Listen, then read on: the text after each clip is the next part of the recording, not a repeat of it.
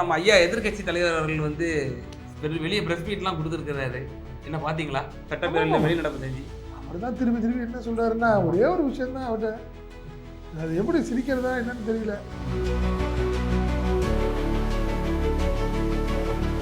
சட்டசபையில் முதல்ல ஒரு கேள்வி கேட்டா டக்குன்னு என்ன பண்ணாரு, வெளியே வந்து உட்காந்துக்கிட்டு இல்லை முதல்வர் வந்து எங்களை பார்த்து பயப்படுறாரு, ஏங்க நாங்கள் யார் வேணாலும் கூட்டணி வச்சு, நீங்கள் யார் வேணாலும் கூட்டணி வச்சுக்கோங்க, யார் கேட்க போகிறா, முடிஞ்சதெல்லாம் முடிஞ்சிருச்சுன்னா கட்டாயப்படுத்தி ஆமாங்க ஏற்றிட்டு போயிங்க ஒரு கார்ல தனியா ஏற்றிட்டு போயிடுங்க கூட்டணி. ஆமா 3 கார் மாத்தி நீங்க எப்படி சொல்றீங்க? ஆனா செந்தமிழன் சீமான் அவர்கள் வந்து என்ன சொல்லியிருக்கிறாரு அப்படின்னா,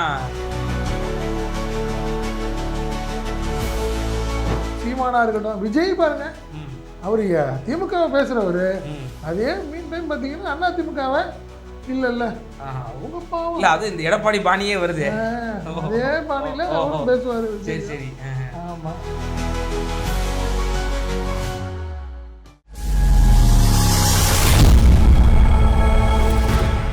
ஹாய் ஹலோ மக்களே, வாக்கி டாக்கி நிகழ்ச்சிக்கு வரவேற்கிறோம். இன்னைக்கு வாக்கி டாக்கி நிகழ்ச்சியில் வழக்கம் போல் நம்ம பத்திரிகையாளர் செந்தில் சார் தான் இருக்காங்க. சார் வணக்கம். வணக்கம், சொல்லுங்க. சார், தேர்தல் வர வந்து அரசியல் தலைவர்கள் அவங்கவுங்க சீட்டை உயர்த்துறதுக்கு என்னென்னலாமோ பேசிட்டு வர்றாங்க. யார் திருமாவை சொல்றீங்களா? திருமாவை நீங்கள் முன்னோடிக்காக வந்துட்டீங்க, ஆனால் திருமாவை தாண்டி இன்னும் பலரும் வந்து பேசிட்டு வர்றாங்க. திமுக கூட்டணியில் வேல்முருகன் அண்ணன் அவர் என்னன்னா வந்து இபிஎஸ் வந்து அவர் பிஜேபி கூட கூட்டணி போயிருந்தாலும் கூட அவர் உள்ளுக்குள்ளே வந்து சனாதன சிந்தனையெல்லாம் இருக்காது, அவர் இஸ்லாமியர்களுக்கான ஒரு அரணாக தான் இருப்பார் அப்படின்லாம் பேசியிருக்காரு. அவர் ஏற்கனவே ரகசியமாக சேலத்தில் போய் பார்த்தவர் தானேங்க. சேலத்தில் போய் பார்த்துருக்காரு. எடப்பாடி பழனிசாமி ஏற்கனவே போய் பார்த்தவர். அதுக்காக தான் திமுக ஒரு கட் பண்ணிச்சு, ஒரு ஒரு பஞ்சு வச்சுச்சு. பட் ஆனால் அப்படியே சமாளிச்சு இல்லை அந்த கூட்டணியில் இருக்கிறேன்னு அப்புறம் அப்படியே ஒரு பல்ட் அடிச்சு அப்படியே தொடர ஆரம்பிச்சிட்டாரு. வெளியே போகிறேன் அப்படின்லாம் சொன்னார். சட்டமன்ற கூட்டத்தொடர் ஆரம்பிச்சப்போ வெளியே சொன்னார்ல வந்து இல்ல வெளியே சொல்ல வேண்டியது இருக்கு, இந்த இடத்துல ஆசைப்பட்டாங்கன்னா நான் வேணா போறேன், வெளியே போறேன் அப்படின்லாம் சொல்லி பார்த்தாரு. ஆமா, திமுக யாரும் கண்டுக்கல. கடைசியில் அப்படியே ஒரு நேரா இடி வந்து இறங்குற மாதிரி இபிஎஸ் அவர்கள் பிஜேபியோட கூட்டணி வச்சாரு. அப்போ அவருக்கு சாய்ஸ் இல்ல, இருக்கிற ஒரு எம்எல்ஏ கூட நமக்கு வந்து கிடைக்காத இருக்கு, அதனால நமக்கு ஒரு அறிவாலயத்திலே நம்ம இருந்த வேண்டியதான் அப்படின்னு இருந்துட்டாரு. ஆனால் எடுப்படாது. அதனால வேல்முருகன் பேசுறதெல்லாம் வந்து ஆற்றாமையின் வெளிப்பாடு அப்படின்னு விமர்சனம் பண்ண ஆரம்பிச்சிட்டாங்க திமுக காரங்க. பாவம், அவர் என்ன பண்ணுவார், அவர் வேற மாதிரி கணக்கில் இருந்தார், ஒன்றும் இல்லாமல் போயிடுச்சு. இப்போ அதனால பேசி பார்க்குறாருன்ட்டு. ஆனால் அதனால இந்த ட்ரிப் அவருக்கு சீட்டு கிடைக்குமா கிடைக்காதாங்கிற ஒரு கேள்விக்குறி வந்துருச்சு. நம்ம ஐயா எதிர்க்கட்சி தலைவர் அவர்கள் வந்து வெளியே பிரஸ் மீட்லாம் கொடுத்துருக்கிறாரு. என்ன பார்த்தீங்களா? சட்டப்பேரவையில் வெளிநடப்பு செஞ்சு அவர் தான் திரும்பி திரும்பி என்ன சொல்றாருன்னா ஒரே ஒரு விஷயம் தான் அவர்கிட்ட, அது எப்படி சிரிக்கிறதா என்னன்னு தெரியல. பிஜேபி அதிமுக கூட்டணியை பார்த்து பயப்பட ஆரம்பிச்சிட்டாரு முதல்வர், அப்படி இப்படிங்கிறாரு. ஆமா, நீங்க கேள்வி கேட்டா பதில் சொல்ல மாட்டேங்கிறாரு. அவர் வெளியே வந்து பதில் சொல்றாரு.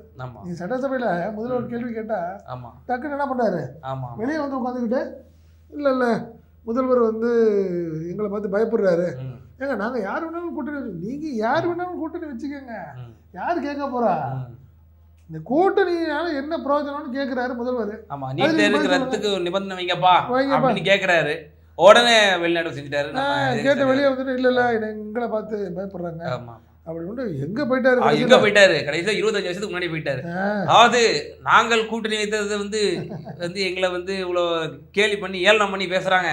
ஆனால் இதே திராவிட முன்னேற்ற கழகம் கலைஞர் அவரோட தலைமையில் இருந்தபோது 1999ஆம் ஆண்டு அடல் பிஹாரி வாஜ்பாய் அமைச்சரவையில் இடம்பெற்றார்கள்.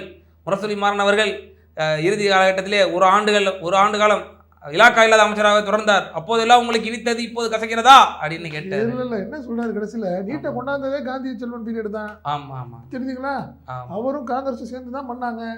பட் இப்ப எங்களை குறை சொல்லிக்கிட்டே இருக்கிறாங்க, நாங்க எங்களால என்ன செய்ய முடியும் அப்படின்னாரு.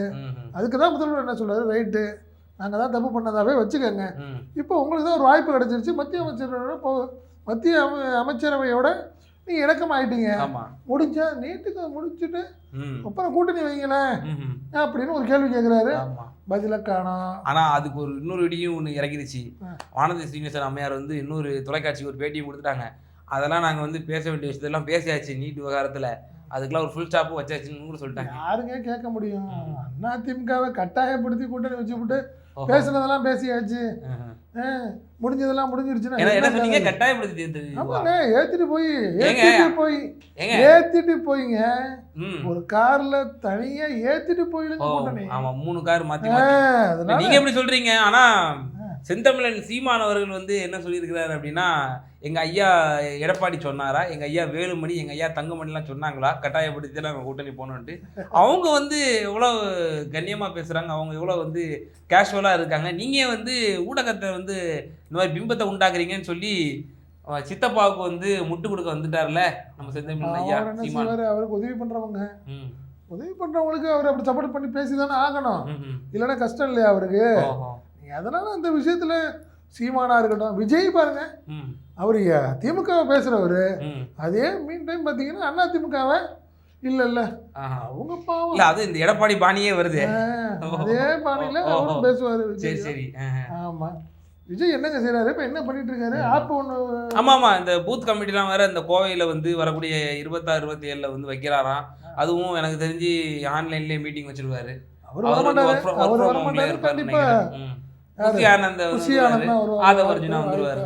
மாற்றம் இல்ல. அதனால அவரை விஷயம் பொறுத்த வரைக்கும் அது முடிஞ்சிருச்சு. ஜெயக்குமார் என்ன ஆச்சுன்னு தெரியல, சைலண்ட் மூட்ல இருக்காரு. என்ன சொல்றாங்கன்னா, ஜெயக்குமாரை பொறுத்த வரைக்கும் ராஜ்யசபா யாருக்குன்னு பார்க்க போறாரு, பார்த்துட்டு தான் ஒரு முடிவு எடுக்க போறாராம் ஜெயக்குமார்.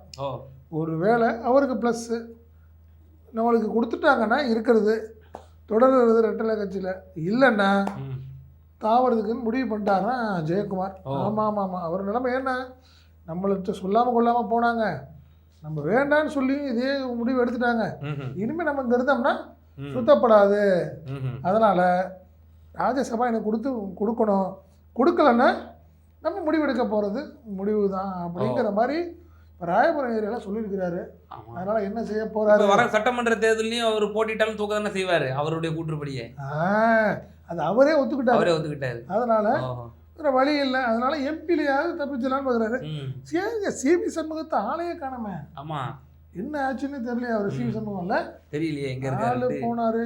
சட்டம் இது பார்லிமெண்ட்ல செஷன் நடந்துச்சு ராஜ்யசபால, இல்ல அமித்ஷா போய் அமித்ஷாவை பார்த்தாரு, பேசினாருன்றாங்க. மற்றபடி நீங்க தலைமைச் செயலகத்துக்கு வந்து கட்சியை பார்த்து இவரு எடப்பாடியை பார்த்து எந்த பேச்சுமே இல்லையேங்க. என்ன ஆச்சுன்னு தெரியல. அவர் ஒரு மாதிரி அப்செட்ல இருக்கிறாரா ஒன்றும் புரியல. அதிமுக நிலைமை இப்படின்னா, திமுக நம்மால் இன்னைக்கு பண்ணாரு பாருங்க ஒரு வேலை. யாரு சம்பவம் செஞ்சு விட்டாரு. அத வந்து அண்ணன் எப்ப சாமா திண்ணை எப்ப காலி ஆகுன்ற மாதிரி தொலைக்காட்சி ஊடகங்கள் திருப்பி திருப்பி திருப்பி அதையே போட்டு போட்டு போட்டு போட்டு அது ஒரு சிறப்பு தொகுப்பாவே ஒரு தனியார் தொலைக்காட்சி 7 மணிக்கு போட போதும். முதல்வருக்கு கடுமையான அப்செட். இவர் இப்படி பண்ண விஷயத்துக்கு நீ அப்பயே கட்சி விட்டு நீக்கி இருக்கணுங்க அவரை அப்படின்னு திமுக காரங்க சொல்றாங்க. எப்ப அந்த ஆடியோ லீக் ஆச்சுல, அப்பயே பிடிஆர பேக் பண்ணி அமெரிக்காவுக்கு அனுப்பிச்சிருக்கணும். நம்ம எங்க ஆளுங்க பண்ண தப்பு. இப்ப பாருங்க, சட்டமன்றத்துல எங்களை அசிங்கப்படுத்தி விட்டாரு. அதனால இப்பயாவது டைம் கொடுக்காம பேக் பண்ணிடணும்னு பேச ஆரம்பிக்கிறாங்க எல்லாமே. அந்த ஒரு மதுரையில நிக்க விட மாட்டாங்க சொல்றீங்க. மூர்த்தி போன்றவர்கள்லாம் அவரை மீண்டும் முதல்வரே கொடுக்க மாட்டாரு. ஆமா வேண்டாம், நிக்க வச்சு ஜெயிக்க வச்சுட்டு கொடுக்க வச்சு சட்டமன்றத்துல உட்காந்து வேற மாதிரி நமக்கு எதிராக பேசுவாரு. வேண்டாம், ஒண்ணு தனியா ரூமுக்கு போனாலும் நம்மளை பத்தி தப்பா பேசுறாரு, பொது சபையில பேசுறாரு. அதனால வேண்டாம். பிடிஆருங்கிறது அவங்க அப்பாக்காகவும் ஒரு பாரம்பரியத்துக்காக கொடுத்தாங்க. ரைட்டு போதும் அப்படின்னு ஒரு ஃபுல் ஸ்டாப் வைக்க போதும் நம்ம ஆளுங்கட்சி தரப்பு அப்படிதான் சொல்றாங்க. ஆமா ஆமா. அடுத்து நம்ம ஆர்.என். ரவி ஐயா இந்த மாதிரி பேசியிருக்கிறாரு. அடுத்து வைஸ் சான்சலருக்கு வேற அவர் வந்து மாநாடு நடத்த போறாராம். இதுக்கு நம்ம குறுக்க மறுக்க சில கட்சி வந்துட்டு போயிட்டு இருக்கிறோம். ஆளுநருக்கு எதிராக, மத்திய அரசுக்கு எதிராக ஒரு கருப்பு கொடியை காட்டுறோம் அப்படின்னு சொல்லி அதை குறுக்க மறுக்கா இன்னைக்கு ஏதோ காங்கிரஸ் ஏதோ ஒரு அறிவிச்சிருக்கு போல கருப்பு கொடி போராட்டம். இல்லை, முதல் ஆளுநர் சொல்ல அடம் பிடிக்கிறாருங்க. ஆமாம், உச்சநீதிமன்றமே சில விஷயங்களை சொல்லிடுச்சு. ஆமாம், என்ன அப்போ ஆட்டோமேட்டிக்காக துணைவேந்தராக யார் வர்றா அப்படிங்கிறத வேந்தர் தான் முடிவு பண்ணுவார். ஆனால் இப்போ என்ன சொல்கிறாரு, துணைவேந்தரை அவங்க வேணால் நியமனம் பண்ணிக்கலாம், ஆனால் வேந்தரா நான் தான் இருப்பேன். இது அப்படியே ரஜினிகாந்த் செந்தில் சட்டை, கல்யாண சட்டை அதானே, அதேதான். என்ன ஒரு மாப்பிள்ளை அவர் தான், ஆனால் அவர் போட்டிருக்க சட்டை என்னது அப்படின்னு சொல்ற மாதிரி. இல்ல துணைவேந்தரை வேணா அவர் நியமனம் பண்ணிக்கலாம், ஆனா ஆளுநர் தான் வேந்தர், அதனால நான் மீட்டிங் போட்டு ஆவன் நடமுடிக்கிறாரு. என்ன இது எங்க போய் நிக்க போகுது தெரியல. அது என்னன்னா வர்றது யாரு, சீஃப் கெஸ்ட் யாரு, வைஸ் பிரசிடென்ட் நம்ம ஜெகதீப் தன்கர் அவர்கள். அவர் ஏற்கனவே உச்சநீதிமன்றத்தை ஏற்கனவே இந்த வழக்கு சம்பந்தமா தான் வந்து திட்டி தீர்த்து இருக்கிறாரு. அணுகுண்டத்துக்கு ஓட்டிங்க சர்ச்சை நாயகன் அவரு. மேற்கு வங்காளத்துல வெஸ்ட் பெங்கால்ல என்ன பண்ணாரு, அப்படி பண்ண அந்த ஒரு டார்ச்சருக்காகவே அவருக்கு துணை ஜனாதிபதி கொடுத்தாங்க. இப்ப அதே ஒரு கணக்குல ஊட்டிக்கு வராரு. அடுத்து அவர் பிரசிடென்ட்டுக்கு ப்ரமோஷன் ஆகலான்றீங்க. என்னென்ன வேலை பண்ண போறாருன்னு தெரியல. ஆமா இதெல்லாம் நல்லாவா இருக்குது அப்படின்னு இன்னைக்கு ஒரு மூத்த ஊடகவியலாளர் போட்டாரு. திரு RN ரவி அவர்கள் வந்து நம்ம முதல்வர்கள்ட்ட இந்த மாதிரி சம்பவம் வாங்காம போக மாட்டாரு போல அப்படின்ற மாதிரி ஒரு மூத்த ஊடகவியலாளர் போட்டிருந்தாரு. அப்போ RN ரவிக்கு இப்போ இன்னைக்கு ஒரு வரக்கூடிய காலங்களில் மிகப்பெரிய சம்பவம் இருக்குன்றீங்க. நம்ம முதல்வர் ஸ்டாலின் இல்லை ஒரு விஷயம், இதெல்லாம் நம்மளை திமுகவை ரொம்ப டார்ச்சர் பண்ணி கோவப்படுத்தி பார்க்குற மாதிரி தோணுது எனக்கு. என்ன கோவப்படுத்தி டைவர்ட் பண்ணி யாராவது பேச வைக்கிறாங்க. இந்த விஷயத்தில் திமுகவும் ஆளுங்கட்சி தரப்பும் கொஞ்சம் அமைதியாக இருக்கணும். ஏன்னா அவங்கள பொறுத்த வரைக்கும் ஒன்றும் கிடையாது. நம்மளுக்கு எலெக்ஷன் இருக்குது, இன்னும் ஒரு வருஷம் இருக்குது. ஆமாம், இந்த விஷயத்தில் திமுக ஆளுங்கட்சி தரப்பு கொஞ்சம் அமைதியாக இருந்தால் தான் சரியாக இருக்கும். இந்த கவர்னர் விஷயம், துணை ஜனாதிபதி இப்படி இருக்கிற ஆட்கள் எல்லாம் ஏதாவது உச்சிப்பத்தினா கண்டுக்காமல் போயிடுறது தான் நல்லதுங்கிறது தான் நீங்கள் சீனியர் இல்லத்துடைய ஒரு எண்ணமாக இருக்குது. கண்டிப்பாக முதல்வர் பெரிய இஷ்யூ இருக்குது. திமுகவே மௌனமாக இருக்கிறத பார்க்குறோம். ஆனால் காங்கிரஸ் கட்சி சும்மா இருக்கிற மாதிரி இல்லையா? அவங்க கருப்பு கொடி தூக்கிட்டு நாங்கள் வந்து போகிறோம். ஆளுநருக்கு ஏற்கனவே அமித்ஷா வந்தார், அப்போ கருப்பு கொடி தூக்கி போட்டாங்க. இப்போ திருப்பி கருப்பு கொடி தூக்கிட்டு போய் நிற்க போகிறாங்களாம் ஆளுநர் மாளிகையில் போய். இல்லை நீங்கள் காரணம் என்னங்க, பிஜேபி ஒரு பெரிய லெவலில் சொல்லணும்னா பேசு பொருளாகிடுச்சு. டெய்லி அவங்கள பற்றி ஏதாவது பேச்சு வந்து காங்கிரஸுங்கிறது ஒன்றுமே இல்லாமல் போச்சு. இருக்கா தமிழ்நாட்டில் சத்தம் இல்லாமல் போயிடுச்சு. நீங்கள் அப்புறம் எப்போ எங்கே 25 சீட்டு 30 சீட்டு கேட்கணுமா இல்லையா? அதுக்கு இப்போ ஆரம்பிச்சாதானங்க சரியா இருக்கும். இதுதான் அரசியல். காங்கிரஸினுடைய சட்டமன்ற தேர்தல் அரசியல். திரு செல்வ அவர்களே கேட்குறாங்க, நீங்கள் வந்து எந்த ஊருக்காரரு, நீங்கள் எந்த கட்சியில் இருக்கீங்க, திமுகவா இல்லை காங்கிரஸா, காங்கிரஸ் தலைவராக நீங்கள் அப்படின்ற அளவுக்கு கேட்குற அளவுக்கு தான் இருக்கா? அதனால இந்த ஒரு வருஷத்துக்கு திருப்பி போய் சீட்டு கேட்க வேணாமா? அதுக்கான வேலைகள் தான் இது. அதனால இது நீங்க உடனே டக்குன்னு காங்கிரஸுக்கு ரோசப்பட்டு பரபரப்பா ஆயிடுச்சுன்னா நினைக்கக்கூடாது. ஒரு வருஷத்துக்கு இதையாவது செய்யலன்னா தானங்க ஓட்டாது. இருக்கிற 25 சீட்டாவது திருப்பி கேட்க முடியும் அறிவாலயத்துல. அதே ஒரு விஷயத்துக்காக தான் இன்னைக்கு பரபரப்பா கிளம்ப. காங்கிரஸ் நிர்வாகிகள் பேசிக்கிறாங்க, 2016 41 வாங்கணும், அந்த சீட்டை நாங்கள் மீண்டும் கேட்போம், குறைஞ்சது எங்களுக்கு 41 இருந்தால் தான் கூட்டணி அப்படின்லாம் பேசிக்கிறாங்க. 50 கேட்கட்டுங்க. 50 கேட்டால் பிஜேபி இது அதிமுகவுக்கும் பிஜேபிக்கும் ஒரு சந்தோஷம் தான். ஒரு 50 சீட்டு அவங்க லாபமாக கிடைக்கும். நான் 50 சீட்டில் ஒரு 10 சீட்டை வந்து வேணா காங்கிரஸ் சீட் போட்டோம், 40 சீட் நாங்கள் எடுத்துருவோம். கேட்டே இல்லைங்க அவங்களுக்கும். ஆமா நீங்க நல்லா பாருங்க, தலைவர்களும் இல்லை அப்படிலாம் சொல்லாதீங்க சார். நீங்க கேண்டிடேட் இல்லைன்றீங்களா? தேர்தல் நெருங்குறப்போ பாருங்க, எனக்கு சீட்டுக்குள்ள ஒவ்வொருத்தரும் வந்து கேமரா முன்னாடி அலுவலக காட்சியெல்லாம் பார்க்கலாம். இல்லை உண்மைதான் நீங்க சொன்ன மாதிரி. ஆனால் டெல்லியிலேருந்து ஒரு ஆளை போட்டாலும் போட்டுருவாங்க அவங்க. மாணிக் தாக்கூர் மாதிரி திடீர்னு ஒவ்வொருத்தரும் எங்கே இருக்கிறாங்கன்னே தெரியாது. கரெக்டாக அந்த சீசனுக்கு மட்டும் வந்துருவாங்க, சீட்டு கேட்பாங்க. பாப்பா என்ன நடக்க போகுது, என்ன செய்ய போறாங்கிறது. இப்படி ஒரு ஐசியூல இருக்கக்கூடிய சூழ்நிலை காங்கிரஸ் இருக்கு. அதுல வேற இப்போ ஒரு எம்எல்ஏக்கு வேற 3 மாசம் தண்டனை கொடுத்துருக்காரு. யாராவது அவங்க எதிர்பார்க்கவே இல்லைங்க. அவரு சாதாரண ஒரு விஷயம். இதே மாதிரிதான் அலட்சியமா இருந்து அதிமுக மந்திரியோட பதவி போச்சு. இப்போ எம்எல்ஏவும் 3 மாசம்ங்கிறது சாதாரண விஷயம் கிடையாதுங்க. இனிமே இந்த தண்டனையை ரத்து செய்கிற அளவுக்கு அவர் போனாதான் எலெக்ஷனுக்கு சிக்கல். ஆமாம். அதனால ஒழுங்கா அடுத்தடுத்த அப்பீல் பார்த்தாதான் அடுத்த இன்னும் ஒரு வருஷத்துக்கு எலெக்ஷன் நடத்தணும்ல.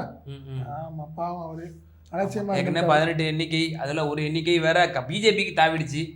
அந்த தவளை வேற இப்போ வந்து நம்ம போயிட்டோமே, தெரியுமா, அங்க போய் மாட்டிக்கிட்டோமே அப்படின்ற மாதிரி இல்லைங்க. அவங்களுக்கு யார் யாருக்கோ கொடுத்தாங்க, அந்த அம்மாவுக்கும் கொடுத்துருக்காங்க. ஐயோ அவங்க போற இடத்துல எல்லாம் என்ன கேட்குறாங்க, எனக்கு வந்து நிச்சயமா பொறுப்பு என்ன வழங்குவாங்க என்னன்னு சொல்லி எங்களுக்கு நான் எதிர்பார்த்துட்டு காத்து கண்டுட்டு இருக்கிறேன் அப்படின்ற மாதிரி அவங்க சொல்ல முடியாம அந்த மனக்குமரில் வந்து அந்த ஃபேஸ் ரியாக்ஷன்லயே தெரிஞ்சுக்கலாம் நம்ம என்ன செய்ய போறாங்கன்னு தெரியல. இனி யாராவது பிஜேபிக்கு போவீங்க அப்படின்ற மாதிரி அம்மையார் விஜயதரணியினுடைய ரியாக்ஷன் நம்ம பார்க்க முடியுது. அப்படிலாம் சொல்ல முடியாது. அப்படித்தானே உங்களுக்கு வேணா நாகேந்திரன் போனாரு, வாங்கிட்டு வந்துட்டாருங்க. அவருமே அதிருப்தியில இருக்காருன்னா சொன்னாங்களே, எம்எல்ஏ தான் கிடைச்சிருக்கு. அதெல்லாம் மாற்றமே இல்லை. அதெல்லாம் பண்ற மாதிரி மூவ் பண்ற மாதிரி மூவ் பண்ணா உண்டுங்க. அதுல ஒன்றும் மாற்றம் இல்லை. விஜயதரணிக்கு அந்த சூட்சமுகம் தெரியல, முடிஞ்சு போச்சு. ஆமா. அப்புறம் கௌதமிலாம் இருந்தாங்க, காயத்ரி ரகுராம்லாம் இருந்தாங்க, எல்லாம் புட்டுக்கிட்டு இங்கெல்லாம் வந்தாங்க ஏடிஎம்கேக்கு. குஷ்பு அப்படிதானே? ஆமாம் ஆமாம், அதிருப்தியாக தான் இருந்தாங்க. ஒன்றும் இல்லை, இது வரைக்கும் வாய்ப்பு இல்லை. ஆமாம், பட் சில பேருக்கு வாய்ப்பு, சில பேருக்கு ஒன்றும் இல்லாமல் போயிடுச்சு. ஆமாம். குஷ்பு ஒரு சமீபத்தில் ஒரு பேட்டி கொடுத்தாங்க, பார்த்தீங்களா? பார்க்கலையே, என்ன சொன்னாங்க? அதாவது நான் திமுகவில் வந்து ரொம்ப நெருக்கமாக இருந்தேன், கலைஞர் அவர்களுக்கும் சரி ஸ்டாலின் அவர்களுக்கும் சரி, ரொம்ப எனக்கு வந்து தலைவரோடு ரொம்ப இணக்கமாக இருந்தேன். ஆனால் எனக்கு வந்து எதனால் கருத்து வேறுபாடு வந்துச்சு தெரியுமா? வந்து நான் வாரிசு அரசியலுக்கு எதிராக பேசிட்டேன். அதனால தான் வந்து அதுக்கப்புறமும் நான் 4 வருஷம் நான் இருந்தேன். என் வீடையெல்லாம் சூறையாடினாங்க. திருச்சியில் அடித்தாங்க பாவம். ஆமாம் ஆமாம், அவங்க வீட்டை சூறையாடினாங்கலாம் சொன்னாங்க. திருச்சியிலலாம் பிரச்சனையாச்சு. ஆமாம், பட் அது முடிஞ்சு போச்சு. இப்போ ஆட்டோமேட்டிக்காக இப்போ போய் தான். நான் ஃபஸ்ட்டு டைம் நான் மேடை பேச்சு நான் கூட பேசினேன். நான் அதில் ஜெய் ஹிந்த் அப்படின்னு நான் முடித்தேன். அப்போ என்னை வந்து ஒரு அமைச்சர் வந்து அருகில் வந்து என்னை வந்து திட்டினார். அப்போது என்னுடைய தளபதி மு க ஸ்டாலின் அவர்கள் வந்து அருகில் வந்து ஏய் என்ன எதனால்ப்பா திட்டுற, அவங்க ஃபஸ்ட்டு டைம் வந்து இவ்வளோ அழகாக வந்து பேசியிருக்காங்க, ஜெய் ஹிந்துக்காக சொன்னதுக்காகவா நீ வந்து இப்படி ஏசுகிற, உடுப்பா அவங்க வந்து அவங்கள அப்ரிஷியேட் பண்ணு அப்படின்ற மாதிரி சொன்னாங்களாம். அது மாதிரி நெகிழ்ச்சியான பல சம்பவங்களும் கூட குஷ்பு சுந்தர் அவர்கள் வந்து பேசியிருக்காங்க. அவங்களுக்கு எப்படி சார் பிஜேபியில் இந்த முறை நிற்க வைப்பாங்களா? போன வாட்டி 1000 எல்லாம் நிற்க வச்சாங்க, போய் முக்க 100% கண்டிப்பாக குஷ்புக்கெல்லாம் சீட்டு உண்டு. காரணம் என்னென்னா ஒரு 60-70 சீட்டு கண்டிப்பாக வாங்கிடுவாங்க. ஓ, நம்ம கட்சிக்கு அதிமுக 20 சீட்டு வாங்கும் போதே நிற்க வச்சாங்க. இப்போ வந்து 50-60 சீட்டுனா அப்போ நிச்சயமா நிற்க வைக்க போல. நீங்க விடவே மாட்டாரு. அண்ணாமலை இருக்காருல்ல தலைவர், அவர் சும்மா இருக்க மாட்டார். ஏன்னா நீங்கள் 18%, நீங்கள் வந்து 18, நாங்கள் 12% வந்துட்டோம், விட மாட்டோம் அப்படிங்கிறதுனால ஒரு பெரிய லெவலில் ஒரு சீட்டு வாங்க தான் தீருவார். பெரிய தலைவலி இனிமேல் தான் அதிமுக ஆரம்பிக்க போகுது. பாப்பா என்ன செய்ய போகிறாங்கன்ட்டு. அடுத்து உச்சநீதிமன்றத்தினுடைய தலைமை நீதியரசரையே ஒருத்தர் விமர்சிக்காரு, நிஷாந்த் தூபே என்ற பிஜேபி எம்பி. அவர் மேலே சூமோட்டோ வழக்கெல்லாம் போட்டிருக்காங்களாம். பார்த்துருப்பீங்கன்னு நினைக்கிறேன் நியூஸு. அவதூறு வழக்கு தானே? ஆமாம், அதாவது சூமோட்டோ வழக்காக முன் வந்து குற்ற வழக்குகள் வந்து பதிவு செய்ய போகிறாங்க, கிரிமினல் வழக்கை. எப்படி சார் இவங்களுக்குலாம் தைரியம் வருது உச்சநீதிமன்றத்தில் தலைமை நீதியரசரி அப்படி விமர்சனம் பண்ணுறது? பார்க்கலாம், அதான் வேற என்ன அதிகபட்சம் உச்சமன்றம் என்ன பண்ண போகிறீங்க நீங்கள்? அப்படி பார்த்தீங்கன்னா அவதூறு வழக்கு யார் மேலே இல்லை, யார் விமர்சனம் பண்ணலை. நீங்கள் முதல்வரையே கடுமையாக விமர்சனம் பண்ணவங்களாம் இருக்காங்க. கோர்ட்டே சில விஷயங்கள் என்ன சொல்லுது, முதல்வரையும் ஒரு மரியாதை கொடுங்கன்னு சொல்லுது. இப்போ நீங்கள் அதில் வந்து ஆட்டோமேட்டிக்காக உச்சநீதிமன்ற நீதிபதி வழக்கம் வந்துட்டாங்கல்லாம் அரசியல்வாதிகள். அரசியலுக்கு ஸ்டேஜுக்கு பார்த்த உடனே, ஒரு கூட்டத்தை பார்த்த உடனே ஏதாவது பேச வேண்டியது இல்லையா? ஒரு செல்ஃபிங்கிற பேரில் வீடியோ போடுறேன்ட்டு ஏதாவது விமர்சனம் பண்ண வேண்டியது, அது எங்கேயாவது போய் நிற்கும். அது ஆட்டோமேட்டிக்காக உச்சநீதிமன்ற தலைமை நீதிபதி விமர்சனம் பண்ணால் சும்மா இருப்பாங்களா? கண்டிப்பாக ஒரு பெரிய தலைவனுக்கு ஒரு செக்கு உண்டு, அது ஒன்றும் மாற்றம் இல்லைன்னு வச்சுக்கோங்க. அந்த அளவுக்கு நம்ம சிஎம் வந்து தூங்க விடாமல் ஆக்கியிருக்காரு பிஜேபி எம்பியை வரைக்கும். 100% அதில் ஒன்றும் மாற்றம் கிடையாது. நீங்கள் அதிமுகங்கிறது இல்லை, திமுக வந்து கடுமையான ஒரு, நம்ம அதுதான் சொன்னது தான், திருப்பி சொன்னது தான், திமுகவை உசுப்பேற்றி ஏதாவது சிக்கல் ஆக்கியிருக்க கூடாது அப்படிங்கிறது. ஏன்னா இப்போ பிஜேபியில் சில பேர் என்ன சொல்ல ஆரம்பிக்கிறாங்கன்னா, விடமாட்டோம், நீங்கள் நினைக்கிற மாதிரி கிடையாது, விமர்சனம் பண்ணுறதுக்கெல்லாம் உங்களுக்கு நாங்கள் பின்விளைவுகளை நாங்கள் விடமாட்டோம் அப்படிங்கிற மாதிரி பிஜேபியில் ஒரு தரப்பு பேசுது. என்ன இந்த விஷயத்தில் முதல்வர் கொஞ்சம் கவனமாக தான் இருக்கணுங்கிறத நம்மளுடைய வேண்டுகோள். ஆமாம், நிச்சயமா சார். வாக்கி டாக்கி நிகழ்ச்சியில் பல விஷயங்களை வந்து எங்கள் நேயர்களுக்கு பகிர்ந்தீங்க, ரொம்ப நன்றி. வணக்கம். நமது இ-தமிழ் நியூஸ் சேனலில் உங்களது பொருட்களை வெறும் 500 ரூபாயில் விளம்பரம் செய்ய வேண்டுமா? தொடர்புக்கு 7806942275 தொடர்பு கொள்ளுங்கள்.